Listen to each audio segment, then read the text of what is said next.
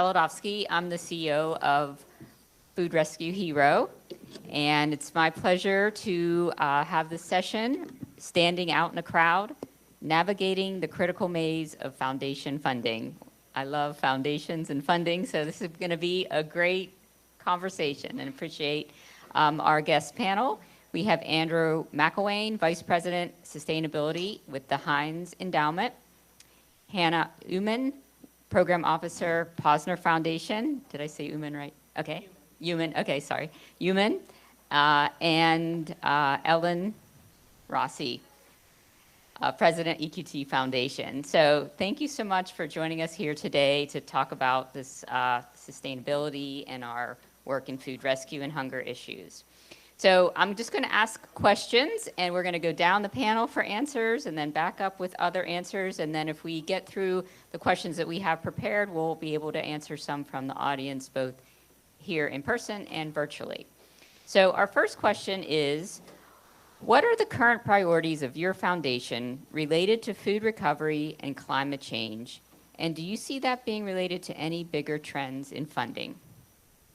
You want to start with? Okay, Hannah is up. Sure, I'm happy to start. Can everyone hear me in the back? Okay, wonderful. Hi, everyone. I'm Hannah Uman. I'm Program Officer at the Posner Foundation. We are a private family foundation based in Pittsburgh, but we do funding actually globally. I manage our environment portfolio, which is primarily focused on food waste solutions. We actually primarily focus on upstream solutions to food waste, not as much on the rescue and recovery. However, we do have partners like Replate is one example, who work on actually helping donors reduce waste from the source. So it's like providing that source reduction paired with rescue, and that's something that I think we would love to see more of. Another area where we do work on rescue is at the U.S.-Mexico border. And, you know, the points of entry into the United States, there's just so much waste, particularly with produce. And we know that there are a lot of people who live in border communities and further around the country in the U.S. and in Mexico who could benefit from that produce. So those are two areas that we focus on.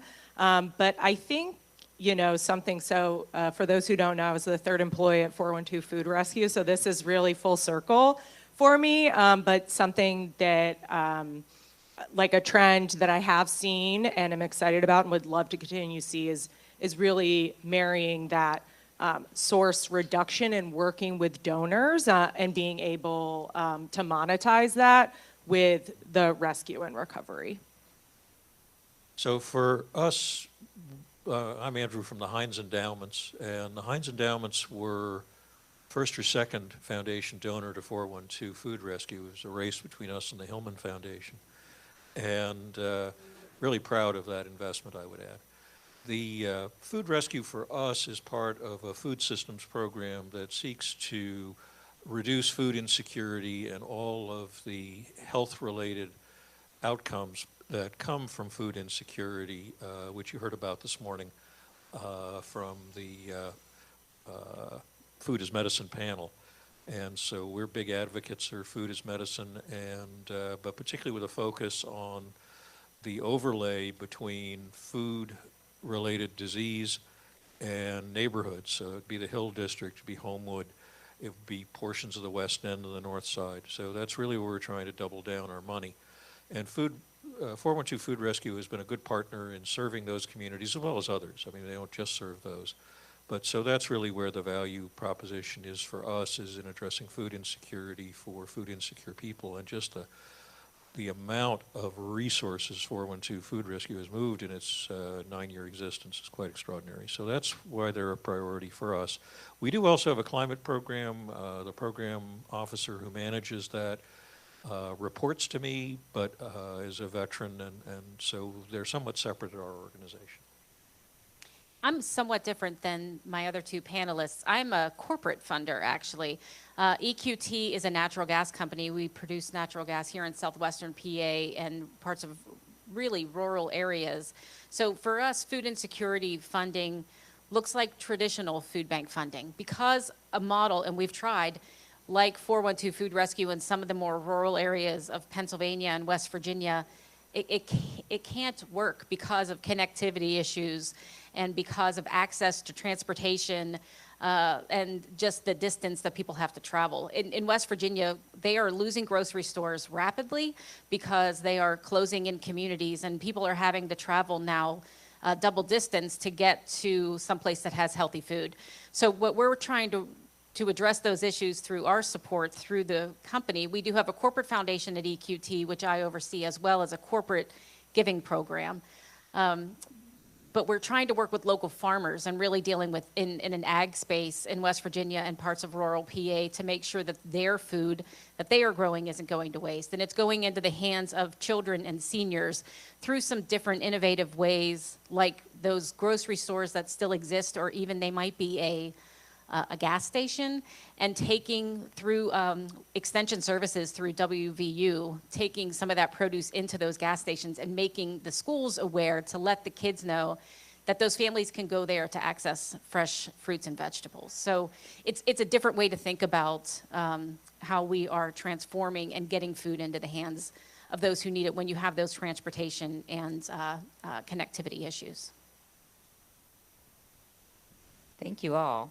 Next question, and we'll start with Ellen. What is the best way for an organization to approach a foundation if they have not been previously funded? This is the legit $1,000,000 question, right? So for corporations, it can be tricky to find out who those people are who have jobs like I have at a company. Some companies, in my opinion, if they're doing it correctly, make that very transparent to those trying to find that information. Like our information for myself and my staff is located strictly on our page that says community, and you can click there to get connected to one of us. I prefer that organizations who are seeking funding have a conversation with us first. At EQT, we practice something called trust-based philanthropy, and it's a movement in philanthropic sectors that is hopefully taking off a little bit more, that puts the responsibility back onto the funder versus the fundee. So if we're doing it correctly, we should be reaching out to you because we are hearing about the work that you're doing. Does it happen all the time? Absolutely not. But I think a conversation is a great way to start that first step to talk about the work that you're doing, talking about the stories, the impact, and what you're doing to help move the needle.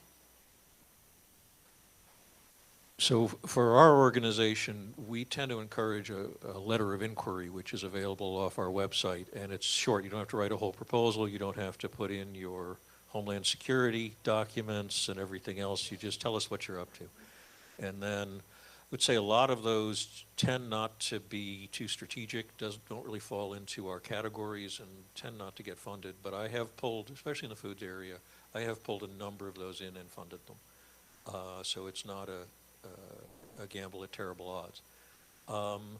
Others, I think, do want to have a contact, and so you need to follow the procedures on the website for contacting people. And some others really there are a couple of funders in the food space, not in Pittsburgh, but nationally, that really just are looking for people and are doing kind of what we just heard EQT is doing, but aren't encouraging people to apply. And so you sort of got to show up at the conferences they fund and the things they do and try to get noticed. Yeah, so the foundation where I work is actually invitation only. However, there are some resources that I've personally used and I think are really helpful. Andrew mentioned conferences. I do think conferences, networking opportunities are really great. The organization ReFed has the Food Waste Funders Circle, so especially if you're not in the Pittsburgh area, I would highly recommend getting your information into that database. They have many different types of funders who use it. Our organization uses it, but corporate funders, corporate foundations, high net worth individuals use it as well. So I think really getting tapped into those networks can be really helpful. And I would also say, with your peers, you can, going after collaborative funding opportunities, I think can really help not only get you in the door with different foundations, maybe one organization has an in and the other doesn't, but it can also help obviously spread the reach and the impact. I'm going to add one more thing with that too. So if you do get some other corporate funders and say you have a volunteer project, corporations are very large into wanting to be engaged, wanting to be out in community. At EQT, we require all of our employees to do 1% of their annual working hours toward volunteering. So it's a minimum they have to do 20 hours of volunteer service.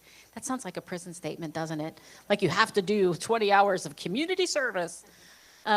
But when you have those people there, talk to them about your mission, talk to them about the work that you're doing, because also we do have a very robust matching gifts program through the foundation, and a lot of companies do offer that. Either a Dollars for Doers program, so for volunteer hours can translate into dollars for your organizations, or they can make a donation. So at EQT, sorry, it's a commercial for us, we double our employee donations up to $75,000 per employee. So our employees have $75,000 a year that they can donate in the community, and we will match dollar for dollar.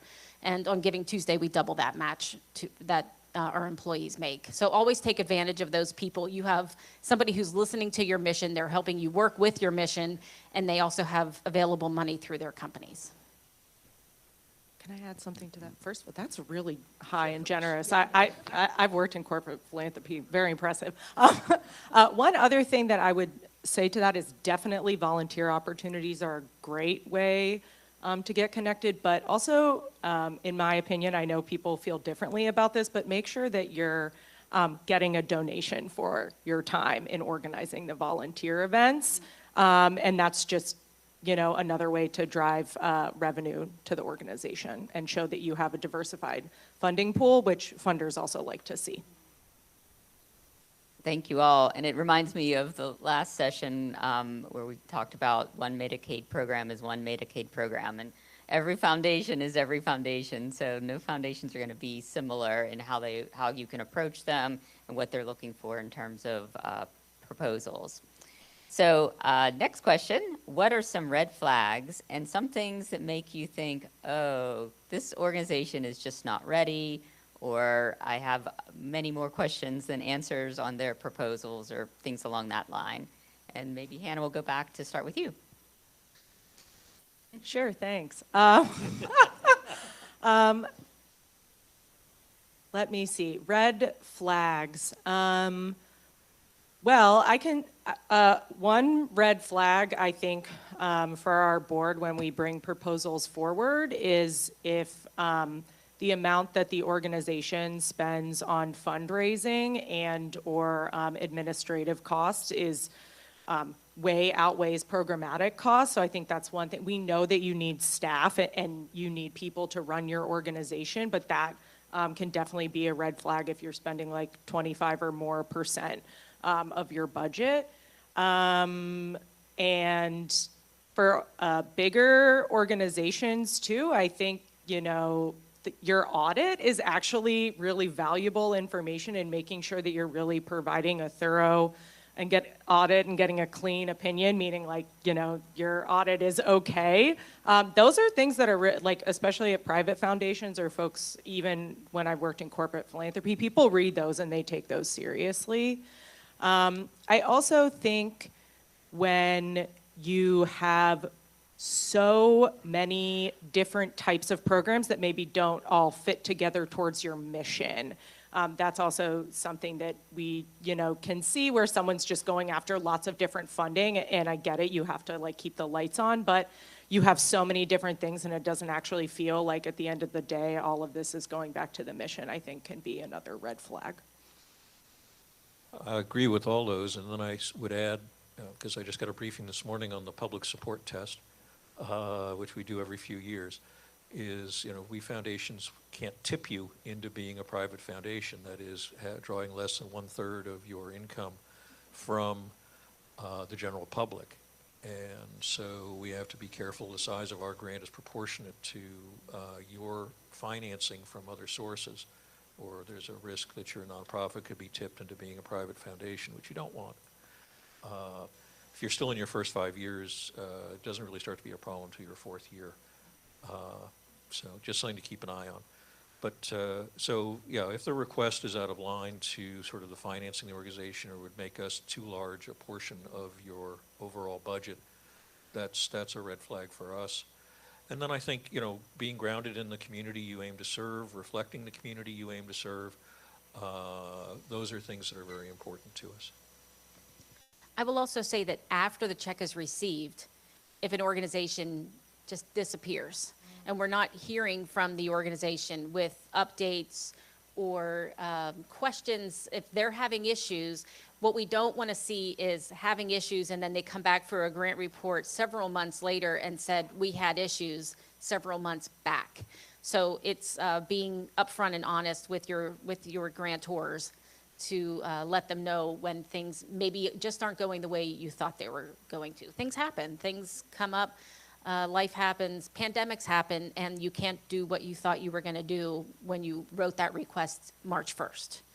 So I would say just stay up to date and be sure you're being transparent, because we'll be transparent with you. Thank you. And I would imagine reporting following a grant is also important before you would ask for another grant to have those in. What about scalability? So if an organization maybe is a $1 million organization and they ask for $500,000 grant, what would you think about that? We don't give grants that size in my program. That's half Maybe my not budget. that scale. So, yeah, that would be an outlier for us. I think, the size, Heinz Downs does give some large grants, but the food systems program right now is a little small for those at that scale. So I would, I really try to, if it's going to scale, it really has to be a mission critical activity to operate in the six figures for me. But I wonder if a newer organization would know what's mission critical to understand that. So we have had requests come in for very small, very rural organizations that are very volunteer-led that are requesting large donations. And our thought has been, I'm not sure that you're ready for that yet. You know that your organization needs $100 to survive. I'm scaling this way back. But you're asking for 75. So it's a eat that elephant one bite at a time versus trying to swallow the entire elephant. Yeah, and I also think, for your own capacity as individuals, like, having, to scale so quickly, so fast, I mean, sure, it can be fun, but it's really draining and it can really burn you out as a person. So I think, especially if you're a smaller organization, you're asking for a huge grant. Usually with a huge grant that comes with a lot that can, depending on the funder, come with more paperwork, more diligence. I mean, it's a lot more put on the organization to get those dollars in. So being realistic, if you do, there's, like when, we're often asked and people say, well, how much should I ask for? It's like, well, also, how much do you really need to accomplish this project? Like, it would probably be great to have, all the money in the world, but like, what's realistic? What are you budgeting for? Do you have a plan to sustain this if for some reason the funder decides not to continue funding anymore? So I think like making sure you have good sustainability plans, but you're also, thinking about the health and well-being of yourself and your employees. Good point. Well, I was going to, I did have a point, now I can't remember what it was because I got sidetracked. It'll come. Thank you. So how can food recovery organizations make the best case for support, especially considering our twin missions, as often seen being in two distinct and different funding streams, being food insecurity and food waste or climate? Maybe we'll start with Andrew. Well, I think clearly, in cases like this, it's really important to understand, both from the web and then from talking to us as staff, kind of where you fit and what you're doing fits. Because in the case of 412 and food rescue was clearly a square on with things we were trying to accomplish in our food systems work. climate benefits were an adjunct to that work, and so it probably wouldn't be a fit in the climate strategy, but it is a good fit in the food systems work. And so when you have a multi-strategy foundation, that's when you really need to sort of have a conversation with them about what you're doing, and in the case of a foundation like ours that is not yet at a trust-based philanthropy, is more still strategic. This is what we do. We do limited numbers of things. It's important to have that conversation to say these are the limited number of things we're trying to do with limited resources. Yeah, thanks for that. I think in our case, we're a very small team. So having, an organization that meets multiple different funding areas is great. So, for example, we're really focused on human rights and supporting immigrant and refugee communities. So that's why, we do work on the US-Mexico border with the food waste stuff. So there's intersections I think can be really important. It just depends on the foundation, but I do think, that I think is one of the draws of food recovery is the dual benefit that it's providing, and being able to tell that story and tell that narrative. And I think there are a lot of organizations and everyone's using a lot of the same metrics. So really, how can your metrics help you stand out, or how can you collaborate with other food rescue organizations so that you can even show further impact? And I think it's really just about how you tell the story. But the dual impact, I think, of supporting the climate and supporting people who are experiencing food insecurity is a win-win for many funders and individuals who you're targeting for fundraising. Yeah, I completely agree. I remember the day that we got the application for 412 Food Rescue for our committee to review, and everybody was blown away by the concept of what they were trying to do. And 9 years later, we're still funding the organization because we believe so strongly in what they're doing. So it is because it checks two boxes, and not many things do that. So I would, lean into that narrative and make it, that's the differentiator. That's what sets you apart from some other types of food insecurity organizations. Thank you for that. Okay, so we'll move on to one piece or more pieces of advice that you might have with the organizations that are here today working in this space, about what we haven't talked about yet, if there's something on your mind or some advice that you could give, especially I think for smaller organizations that are not as familiar with reaching out to foundations, where they might start and how they build those relationships. Do you want to start, Ellen? It doesn't matter. I think whoever's ready to talk. So I think especially for smaller organizations, don't work in a silo. I know we all know this, but I truly mean it. And I think particularly with food rescue and food recovery, there are so many organizations now doing this, which is excellent. But with so many, it's easy, as a funder to see an application and see, well, how is this different from what these folks are doing? So I think, if you're a smaller organization, really leveraging networks and leveraging folks in your community. And I'm a big pro of going after collaborative funding if you can. Everyone and every funder isn't necessarily going to support that. Everyone has different priorities, but I really think not working in a silo and not acting like you're the only person in the room, because many other people are often doing this, and sometimes they're doing this just as a volunteer, right? Like picking up food and dropping it off somewhere. So really making sure that you're uplifting the folks in your community that you're working with. I think that can go a long way with funders. Yeah, I think doing your homework, finding which philanthropies of whether corporate or your regional philanthropy, like the Pittsburgh Foundation, community foundations, or family foundations like the ones we work for, it's a fair amount of homework, but it's worthwhile finding out who your funders are, you know, what the opportunities are. Are they national funders? Are they regional funders? And what are their interests? Looking at their grants list, which we keep ours on our website, but you can also pull them down off of Candid if you're doing research there. But I think it's before making a pitch, you know, make sure you've done enough homework that you think you've got a niche there. Or if, you know, if it's a more a trust-based philanthropy, it's a question of building some relationships to that foundation.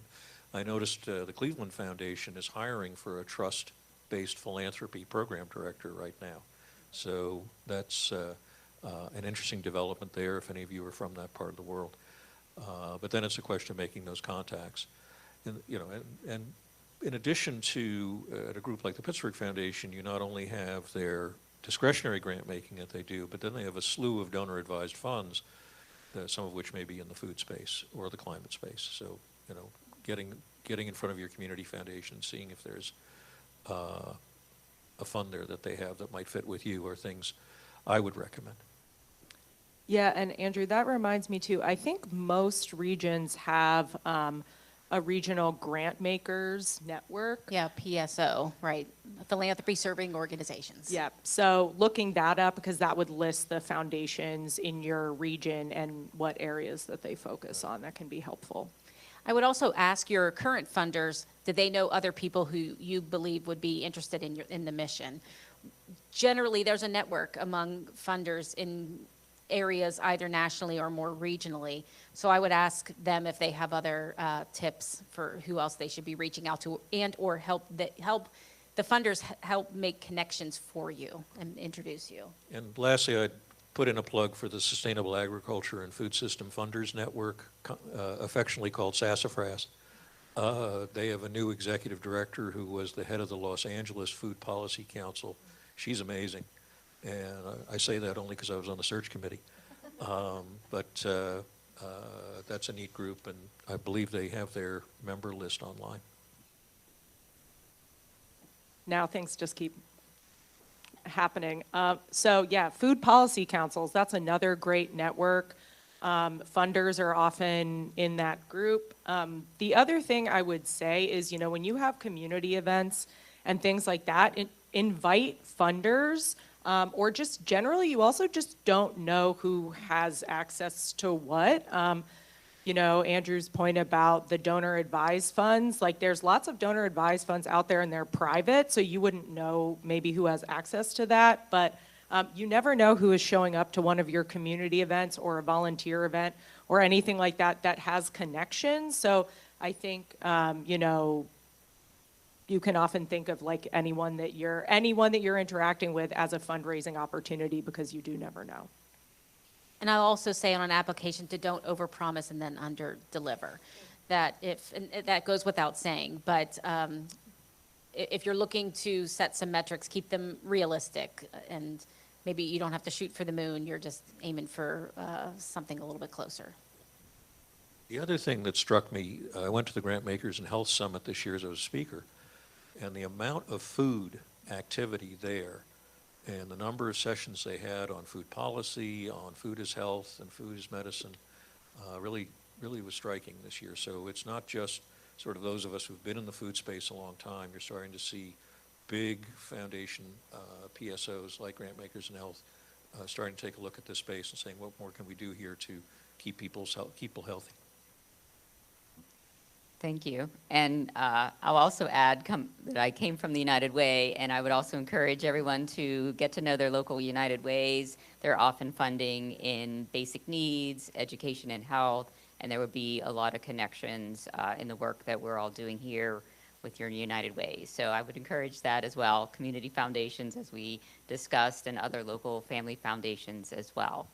So it's exciting to have the three of them here. I know we're very thankful at 412 for all the support they have given us through their foundations, but I wanted to open up the questions to the audience for this panel, and then if there's anything online as well, nothing online, okay. All right, so ask away. Hello, everybody. This question, I think, is aimed at Hannah. You mentioned a little bit about not working in a silo. And I think you meant just in particular food recovery organizations. Will you just speak a little bit more to that? Sure, I can try. I think, I think joining a network like Food Rescue Hero, right, coming to a conference like this is a great way to collaborate and share information. But there's just so many different types of organizations out there who are inadvertently doing food recovery. I think, when we were just getting 412 Food Rescue off the ground, all of the different, organizations that said, oh, we actually were already picking up from our local grocery store, bringing it back here. And so building those relationships with folks to then say, well, like, we'd love to have you join our network. Here are the benefits. I think at the end of the day, we all, right, want less food in landfills, and we want to be able to feed people who need food. And so not trying to position ourselves as the one and only folks doing something. I think really just knowing that a lot of people are out here doing this work and being able to just network and share resources, open source information, I think is really critical. I would say when we support organizations and they're, planning to do a report or something like that, we ask, is this going to be open source? Will you be sharing this out with people? I think especially with food waste, right? Like, we don't have that much more time to get to the goal of having food waste by 50% by 2030, right? So many of these issues are urgent. So I think making sure that we're sharing as much as we can and building as much of a network and a collaborative space as possible will only make this work stronger. Hopefully that answers your question.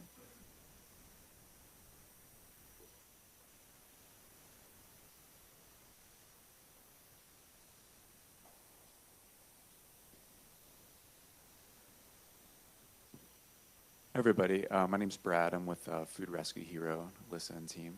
Just a question for the three of you. So a small group of us tomorrow are going to talk a little bit about some kind of enhancements that we can bring to the Food Rescue Hero platform. I think in particular focused on climate outcomes. And I think since 2015, I believe, partner network-wide, we've mitigated over 330 million tons of carbon emissions. So it's a pretty impactful metric, something I think that we're going to focus a lot more energy on. At ReFed, Secretary Vilsack had mentioned, the strategic approach from the federal government down to state, et cetera. So in addition to CO2 offset, things like that, would there be any one specific outcome climate-wise? Because there's a lot of overlap between food recovery and climate benefit. So is there any one specific outcome that maybe a food recovery organization could surface that would be appealing for funding from an organization? If that kind of question makes sense. It raises an interesting question of whether you could get carbon credits paid in the voluntary carbon markets, or in the case of California and one or two other states, the not so voluntary climate market. And I do remember when I was at the American Farmland Trust quite a while ago, we were able to get farmland protection programs, farmland easements, preservation easements into the California Climate Program as something they would help pay for as a client, because farmland emits a whole lot less CO2 than subdivisions and stores. So we were able to get that done. So there may be a way on some of the active markets to get in there if you have those kind of measures. And I want to compliment 412 Food Rescue and Food Rescue Hero for being so data-driven and data-heavy. It's been very helpful to me as a program person to be able to share that data with the decision makers in my organization, So I want to give a shout out to you guys for that. And then, yes, I think you could start to make a case. There is a lot of philanthropic dollars going into climate right now. You've got a lot of pooled funds being created. Invest in Our Future, Build US, just two. There are others out there, Resource Rural, that are looking for, they're taking high net worth individuals and National Foundation dollars, getting them wholesaled and then retailing them out. So those would be things, if you have the data and the evidence, maybe. A lot of that stuff's going into the wind and solar kind of stuff, trying to take advantage of the Inflation Reduction Act while it's there. So but maybe there's an opportunity there. Yeah, one other idea, but take this what you will. Andrew, you were mentioning food as medicine. There's a lot of money going into that now too. So it's not climate, but maybe health impacts related to climate could be something you could think about having in there. Yeah, we'll think about it and let you know. But that's a really good question, and I think, to Andrew's point, having all of that data in one place is super helpful. And, I think the more metrics like that Food Rescue Hero can provide for its network partners, the more value you have for the app and the resources that you provide. Hi, I'm Kristen. I'm from Chicago Food Rescue. I have a question for you all. We've talked a lot about telling stories and individuals and these narratives. Can you all remember a meeting where you heard the most impactful story, something that really changed your life? And can you tell us why it was the most impactful? Good question.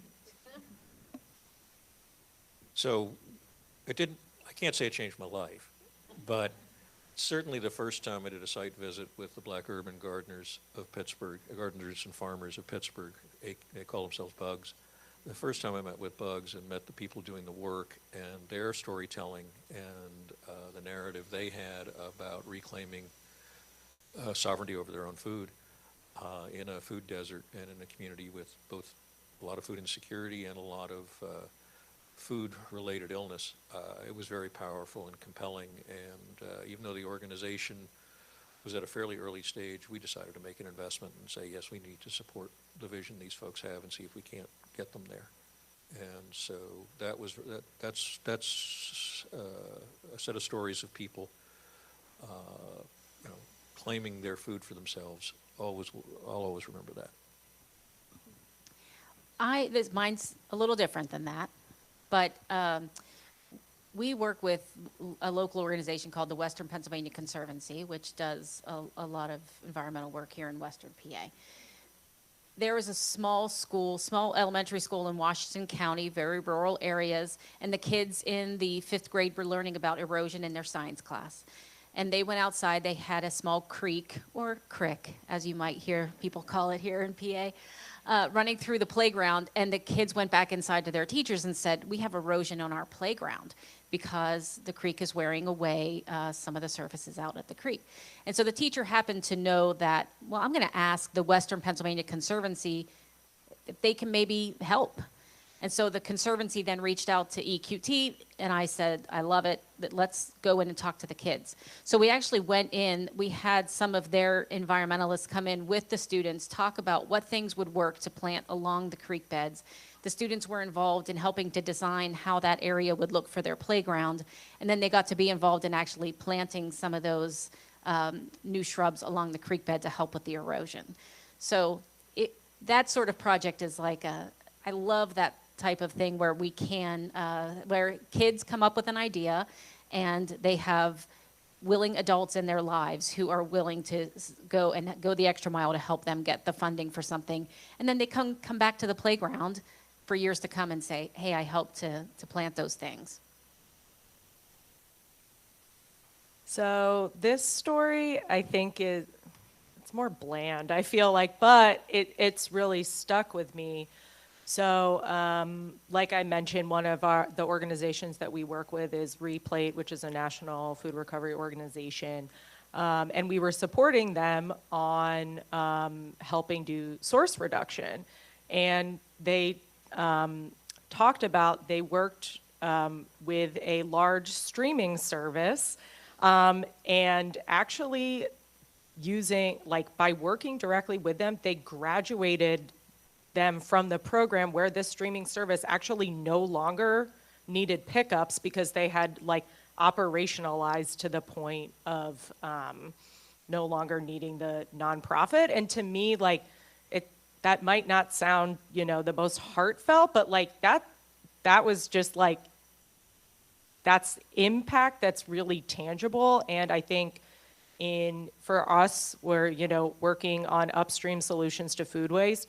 We're also a sunset foundation. We're a spend down foundation, so we'll sunset by 2040. So we're really looking for those stories that show like an organization went in, they did what they said that they were going to do, and now they're going to replicate this model elsewhere. So something like that, while not like as heartfelt, and we appreciate those heartfelt stories too, but just having those like pure like data-driven, like we did this, they didn't need us anymore. I think that has been something that's stuck with me.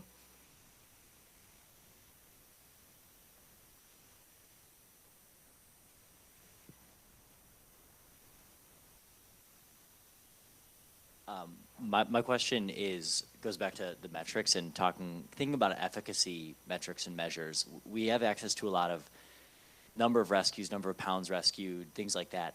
How important are actual efficacy metrics? Like, what percentage do we reduce or minimize food insecurity in an area? How important are those type of metrics? And what other efficacy metrics are you looking for to prove proof of concept? So, okay, in my case, yes, all that data is very helpful to the extent you can share it with us, because we are moving in a direction of being more data-driven in our grant making. And so, again, compliment to 412 and Food Rescue, you know, they're able to give me a lot of that information. You know, in terms of food insecurity and did you change food insecurity, that's kind of a bigger one. That seems to me to be a little more, how shall I say, remote from what you can address yourself, because you're dealing with a much larger ecosystem driving food insecurity. But if you can tell us people served, how they were served, what you moved to them, were you getting fresh food, healthy food into places where medically tailored meals are really needed and where people can't afford them. Yeah, that's helpful information, just to know that that's happening. I'm not sure I'd tag you with responsibility for overall food insecurity in a community, but to the extent you can show you're helping drive that, that's very helpful information. Maybe a little hard to collect, and you should ask your funding partner to help you, you know, compensate you for helping collect that, since it's useful information for them. But so that's the way I look at it. One other piece that I think can be really helpful, and Andrew's point about like a lot of these issues are larger systemic problems that a small food recovery organization can't, you know, like fully solve. You know, are there like advocacy, right? There's the Zero Food Waste Coalition that's national, or you're working with your local food policy council. Like that's actually metrics and data that we like to see. Like if you helped get legislation passed for, you know, an organic waste ban, a lot of these things are going to take a lot of time, but in some ways they are moving relatively quickly. So, you know, if your organization was pivotal in a coalition of getting like systemic level change happening, that's a great metric and can get you also with other funders maybe outside of just your, you know, regional funding pool.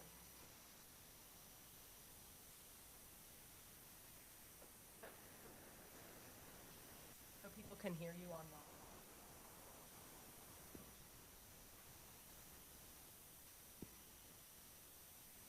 Can you hear me?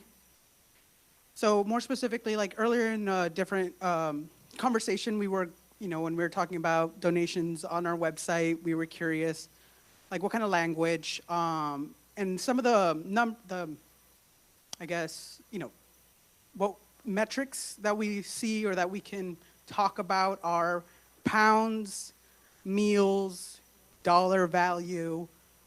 Maybe all of those things can be overwhelming. I know that it can be for me, and just simply looking at the data. Is there, do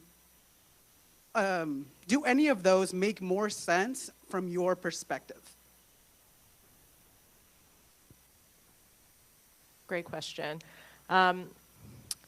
One thing I did want to plug, and what you were saying remind me of, is the Refed Insights engine. If folks haven't used it yet, it seems like people know it, but you can plug your data into there and get lots of different metrics that you could probably tailor based on what the funder is looking for.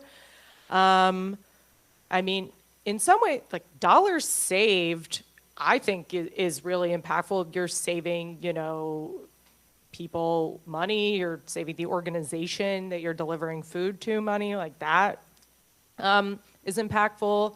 I think for many organizations and many individuals, meals served is really critical.